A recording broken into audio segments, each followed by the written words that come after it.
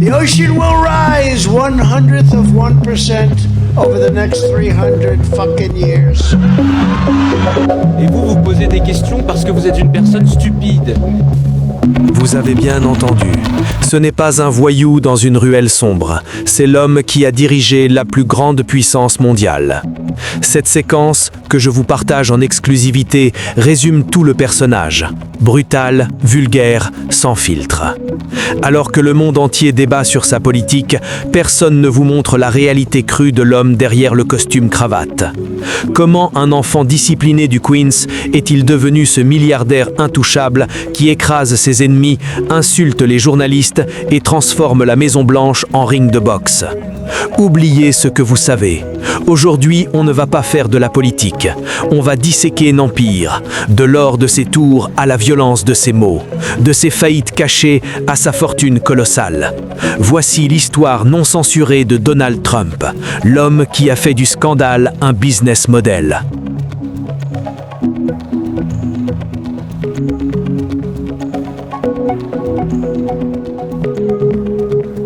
L'origine de cet empire ne se trouve pas dans le marbre doré de Manhattan, mais dans la brique rouge et la poussière des chantiers du Queens.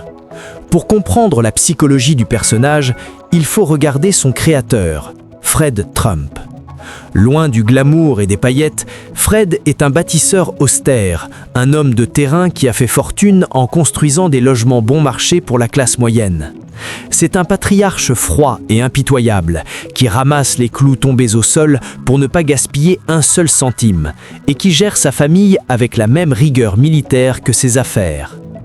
Dès le plus jeune âge, il emmène son fils sur le terrain pour lui inculquer une vision brutale de l'existence. Il ne lui apprend pas seulement à construire des murs, il lui apprend à écraser la concurrence. Selon Fred, le monde se divise en deux catégories distinctes, les tueurs et les perdants. Il n'y a pas de place pour les faibles. C'est cette éducation spartiate, faite de discipline de fer et d'exigences permanentes, qui va forger l'armure psychologique de Donald. Le père a fourni les fondations financières et la méthode agressive, mais c'est le fils qui transformera cet héritage en une arme de conquête mondiale. Armé de cette éducation impitoyable reçue dans le Queens, le jeune Donald tourne le dos à la sécurité des chantiers de son père. Il regarde de l'autre côté de l'East River avec une avidité féroce. Pour Fred, Manhattan est un piège à élite, un territoire hostile où les promoteurs de banlieue se font dévorer tout cru. Pour Donald, c'est l'unique scène digne de son ambition démesurée. Il ne veut pas seulement être riche comme son père, il veut être célèbre, admiré et craint. Il décide de franchir le pont, prêt à conquérir l'île la plus compétitive du monde. Nous sommes en 1974 et New York n'est pas la métropole étincelante que nous connaissons aujourd'hui. C'est une ville à genoux, un véritable champ de ruines financiers au bord de la faillite totale. La criminalité explose dans les rues, le métro est devenu une zone de non-droit et les grands investisseurs fuient le navire en train de couler. C'est dans ce climat de désespoir absolu, là où tout le monde ne voit que le déclin et la peur, que Donald flaire l'odeur du sang et décide de frapper son premier grand coup. Il jette son dévolu sur l'hôtel Commodore, une gigantesque épave insalubre située juste à côté de la gare Grand Central. Le bâtiment tombe en ruine, le hall est sordide et le quartier est devenu un repère de prostituées et de dealers. C'est une cause perdue aux yeux de l'establishment new-yorkais. Donald ne possède pas l'argent nécessaire pour un projet de cette ampleur.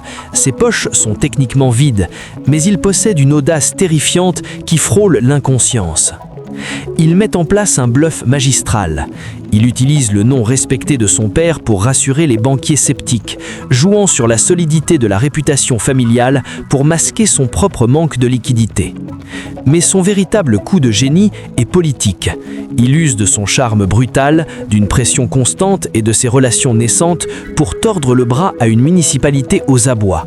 Il promet de sauver le quartier de la décrépitude si et seulement si la ville lui accorde un cadeau extraordinaire. À force de persévérance et d'intimidation, il obtient un allègement d'impôts historique de 40 ans. C'est un braquage légal en plein jour qui laisse ses concurrents stupéfaits. Il fait recouvrir la vieille brique sale d'une façade de verre sombre et miroitant. transformant le taudis en le scintillant Grand Hyatt. Le succès est immédiat et fulgurant. À moins de 30 ans, Donald Trump vient de prouver à son père et à l'élite de Manhattan qu'il n'est pas seulement le fils de Fred. Il vient de démontrer qu'il est un prédateur d'une espèce nouvelle, capable de transformer le chaos urbain en une fortune personnelle colossale. Mais ce premier triomphe ne suffit pas à rassasier l'ego d'un homme qui ne cherche pas seulement la richesse, mais l'immortalité. Donald Trump veut graver son nom dans la pierre, au cœur même de l'endroit le plus prestigieux de la planète, la 5e avenue. Il vise un bâtiment historique, le magasin Bonwit Teller, célèbre pour ses magnifiques frises art déco en calcaire. Il promet au Metropolitan Museum de sauver ses sculptures inestimables, mais le jour de la démolition, il change d'avis. Il juge que le démontage prendrait 2 semaines de trop. Sans la moindre hésitation, il ordonne à ses ouvriers de pulvériser les œuvres d'art à coups de marteau. C'est un acte de vandalisme culturel qui choque l'élite new-yorkaise, mais qui envoie un message brutal. Pour Donald Trump, le passé n'a aucune valeur, seul compte son avenir. En 1983, la Trump Tower perce le ciel de Manhattan. C'est bien plus qu'un immeuble, c'est une déclaration de guerre au bon goût traditionnel. Le lobby est un temple à sa propre gloire, couvert de marbre rose importé d'Italie et orné d'une cascade intérieure de 20 mètres de haut. C'est brillant, c'est bruyant, c'est arrogant, c'est le reflet exact de son créateur. Il s'installe au sommet, dans un penthouse triplex décoré comme le château de Versailles, avec des chérubins peints au plafond, des colonnes en marbre et de l'or 24 carats sur chaque moulure. De là-haut, il ne regarde plus la ville comme un simple habitant, il la contemple comme un empereur romain surveillant ses sujets. Dans les années 80, Trump devient l'incarnation vivante du rêve américain sous stéroïdes. Il est partout. Il achète une équipe de football américain pour défier la NFL, il s'offre le Plaza Hotel qu'il considère comme la Joconde de l'immobilier et il acquiert le plus grand yacht du monde, le Trump Princess, racheté au sultan de Brunei. Il ne se déplace plus qu'en hélicoptère noir floqué de son nom en lettres gigantes. À cette époque, il semble intouchable, transformant tout ce qu'il touche en or, ou du moins, c'est ce qu'il veut faire croire au monde entier. Mais cette soif de grandeur vire à la mégalomanie dangereuse lorsqu'il décide de bâtir son propre empire du jeu à Atlantic City. Il ne veut pas juste un casino, il veut le plus grand, le plus cher, le plus extravagant, le Taj Mahal. Pour financer ce monstre de kitsch, il commet l'erreur fatale d'emprunter des sommes astronomiques à des taux d'intérêt suicidaires. Il est persuadé que sa bonne étoile le protégera, mais les lois de l'économie sont plus têtues que son optimisme. Le réveil est brutal. Au début des années 90, le marché immobilier s'effondre et emporte avec lui le château de cartes. Le Taj Mahal aspire l'argent plus vite qu'il ne le gagne. Les banquiers, autrefois si dociles, frappent à la porte. La réalité est terrifiante. Donald Trump ne peut plus payer. Il est personnellement endetté à hauteur de 900 millions de dollars. Ses entreprises cumulent des milliards de pertes. C'est la dégringolade. L'homme qui donnait des leçons de business au monde entier se retrouve humilié, forcé de vendre son yacht, sa compagnie aérienne et même de mettre son propre père à contribution pour payer ses jetons de casino. Une anecdote célèbre raconte qu'en marchant dans la rue avec son ex-femme Marla Maples, il pointe du doigt un sans-abri et murmure « Tu vois ce type, il est plus riche que moi de 900 millions de dollars ». Pour la première fois de sa vie, le roi est nu et ses ennemis préparent déjà ses funérailles médiatiques. Cependant, ceux qui préparent l'oraison funèbre de l'empire Trump commettent une erreur d'analyse fatale. Là où un homme d'affaires ordinaire, écrasé par la honte et les huissiers, aurait accepté la faillite personnelle, Donald Trump voit une faille béante dans le système bancaire américain. Il réalise une chose effrayante. Sa dette est devenue tellement colossale qu'elle ne menace plus seulement sa propre fortune, elle menace la survie même des banques qui lui ont prêté l'argent. Il comprend alors qu'il est devenu too big to fail, trop gros pour faire faillite. S'il coule, il emporte les banquiers avec lui. C'est avec cette arme psychologique qu'il s'assoit à la table des négociations. Il ne vient pas en suppliant à genoux, il vient en dictant ses conditions. Au terme d'un bras de fer exténuant, il sauve sa peau. Il est contraint de céder le contrôle de ses chers casinos et de vendre sa compagnie aérienne. Mais il réussit le tour de force de conserver l'essentiel, le joyau de sa couronne, la Trump Tower et surtout le droit d'utiliser son nom. C'est précisément à cet instant que le bâtisseur meurt pour laisser place au roi du marketing. Donald Trump comprend que la marque TRUMP a désormais plus de valeur financière que les briques et le béton. Pourquoi risquer son propre argent à construire des immeubles alors qu'il peut simplement louer son nom à d'autres promoteurs ? Il se lance alors dans une frénésie de licences commerciales qui frôle l'absurde. Il ne vend plus du rêve immobilier, il vend son patronyme comme une étiquette de luxe ultime. On voit apparaître les steaks Trump, vendus dans des magasins d'électroménager, l'eau minérale Trump, la vodka Trump, des matelas, des parfums et des cravates fabriquées en Chine. Il crée même la très controversée Université Trump, où il promet d'enseigner ses secrets de milliardaire à des étudiants crédules contre des sommes astronomiques. Il inonde l'Amérique de son image. Chaque produit, même s'il est un échec commercial, renforce l'idée que Trump est synonyme de réussite dorée. Il ne vend plus de la réalité, il vend une illusion accessible à tous. Mais le véritable miracle, l'arme atomique qui va redéfinir son destin et celui des États-Unis, s'allume en 2004. La chaîne NBC et le producteur Mark Burnett lui offrent une tribune inespérée, une émission de télé-réalité aux heures de grand écran, The Apprentice. Pendant 14 saisons, la télévision va fabriquer un mythe. Les producteurs construisent un décor de salle de réunion sombre et intimidant, bien loin de la réalité de ces bureaux souvent chaotiques. Chaque semaine, plus de 20 millions d'Américains s'assoient religieusement devant leur écran. Ils ne voient pas l'homme qui a frôlé la ruine 10 ans plus tôt. Ils voient le patron ultime, l'alpha, celui qui juge, tranche et décide du sort des autres d'un claquement de doigts. Sa phrase fétiche « You're fired », vous êtes viré, devient un phénomène culturel, répété dans les cours d'école et les bureaux à travers tout le pays. Cette émission est bien plus qu'un divertissement. C'est une opération de lavage de cerveau à l'échelle nationale. Pour le spectateur moyen de l'Ohio, du Michigan ou de la Floride, Donald Trump devient l'incarnation de la compétence absolue. Il est celui qui sait diriger. Sans le savoir, l'Amérique est en train d'être conditionnée psychologiquement. La frontière entre le personnage de fiction télévisuelle et l'homme réel est en train de s'effacer totalement. Fort de cette nouvelle toute-puissance médiatique, l'appétit de Donald Trump change de cible. Le business ne lui suffit plus. Il regarde vers Washington avec des yeux de prédateur. Il commence à tester les eaux, non pas avec un programme politique, mais avec des polémiques violentes. Il devient le porte-voix du mouvement Birther, propageant sans relâche la théorie du complot mensongère selon laquelle le président Barack Obama ne serait pas né aux États-Unis. Il observe les réactions. Il voit que l'indignation des élites et des journalistes ne fait que renforcer sa popularité auprès d'une base électorale qui se sent méprisée. Il découvre la puissance dévastatrice de Twitter, qu'il utilise comme une mitraillette numérique pour tirer sur tout ce qui bouge, contournant les médias traditionnels pour parler directement au peuple. Il n'est pas encore candidat, mais il est déjà en campagne. Il chauffe la salle, il attise les colères, il prépare le terrain pour le plus grand hold-up politique de l'histoire. Wishing each and every one of you a very Merry Christmas.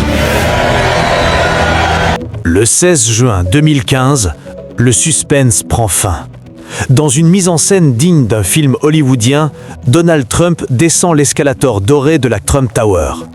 Les journalistes présents ricanent, pensant assister à un nouveau coup de publicité pour sa marque ou à une blague de mauvais goût. Ils ont tort. Ils ne le savent pas encore, mais ils sont en train de filmer le début de la fin du monde politique tel qu'ils le connaissent.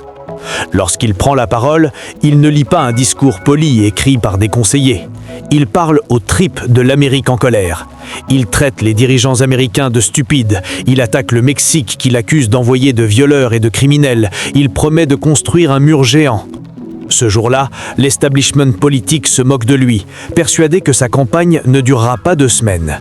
Il ne voit pas que Trump vient de détourner le système politique comme il avait détourné le système bancaire 30 ans plus tôt, en brisant toutes les règles de la bienséance pour imposer sa propre réalité. La campagne de 2016 ne ressemble à aucune autre dans l'histoire moderne. Ce n'est pas une élection, c'est une invasion barbare.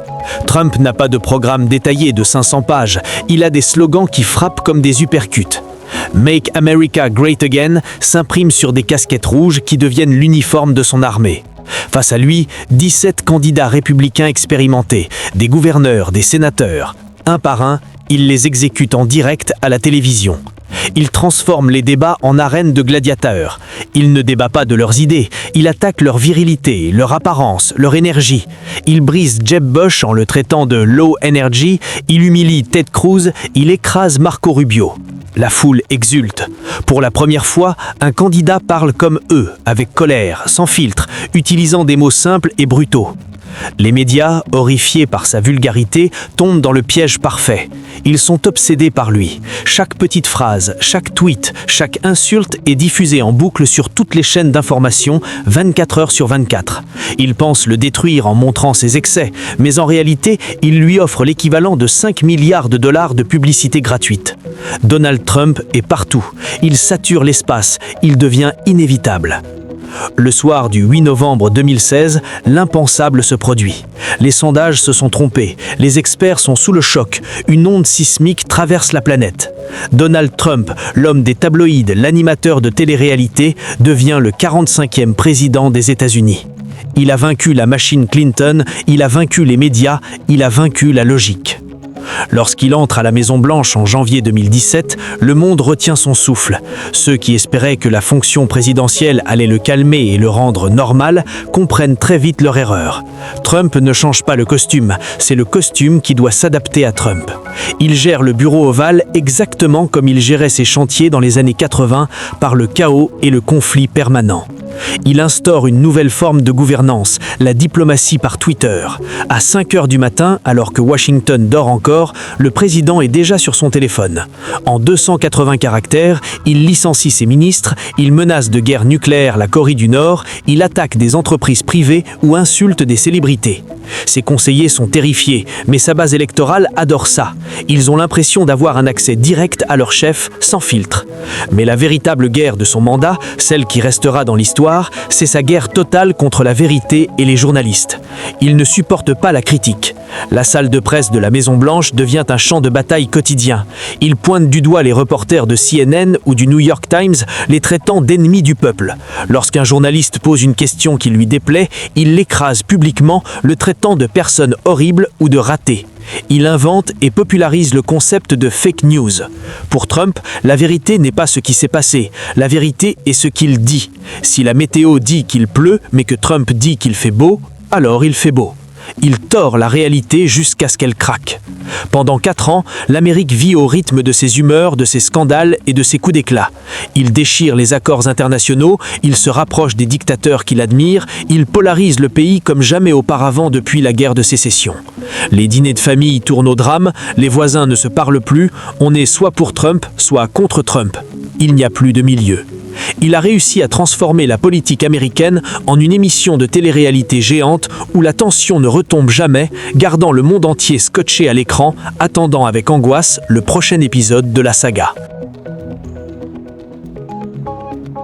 Avant de plonger dans le moment précis où l'histoire a failli s'arrêter dans un bain de sang, je dois vous dire une chose. Ce genre d'analyse crue et sans filtre demande un travail de recherche colossal que vous ne trouverez nulle part ailleurs.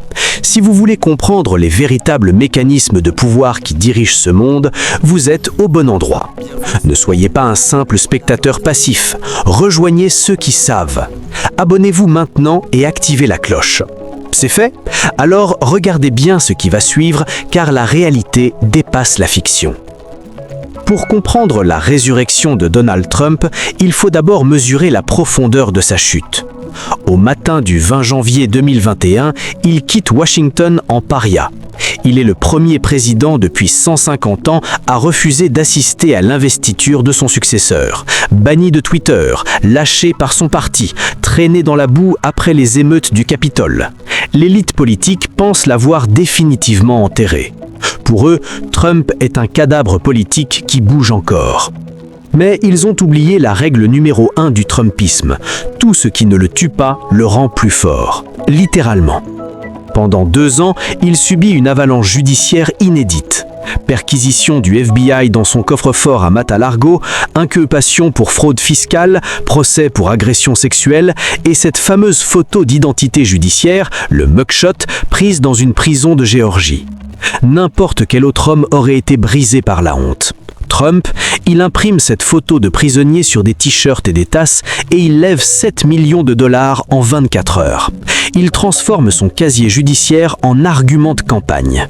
Il hurle à ses partisans « Ils ne m'attaquent pas moi, ils vous attaquent vous.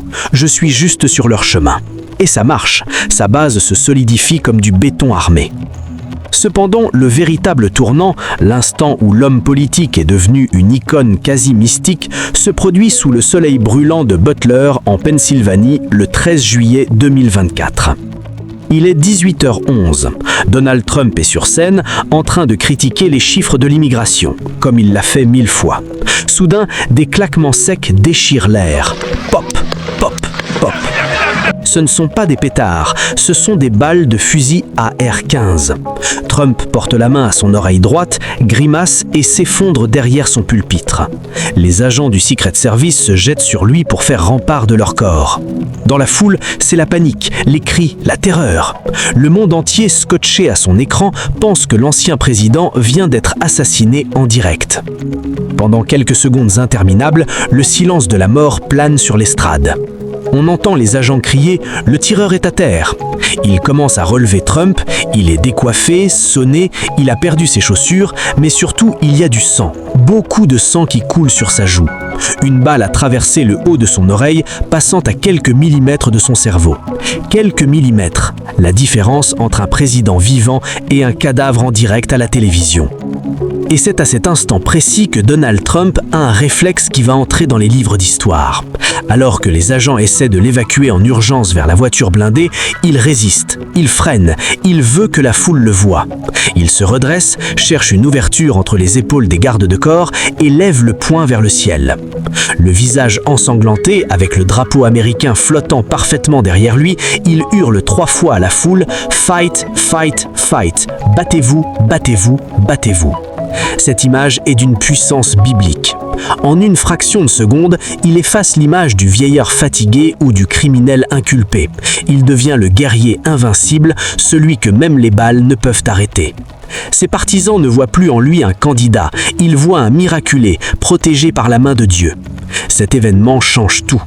Il galvanise son camp d'une manière que personne n'avait vue depuis décennies.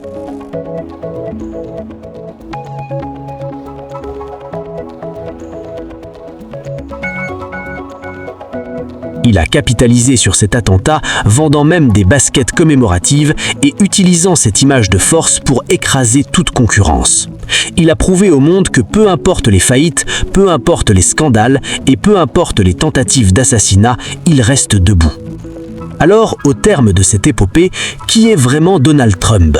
Est-ce le petit garçon du Queens, forgé par un père impitoyable, le promoteur génial qui a redessiné Manhattan, le showman capable de vendre du rêve à l'Amérique oubliée, ou le miraculé de Pennsylvanie ?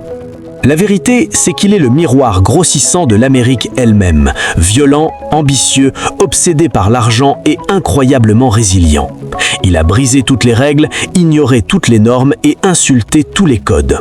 Qu'on le vénère comme un sauveur ou qu'on le déteste comme un danger, il a réussi son pari ultime, celui dont il rêvait déjà enfant, il a forcé la planète entière à vivre dans sa réalité.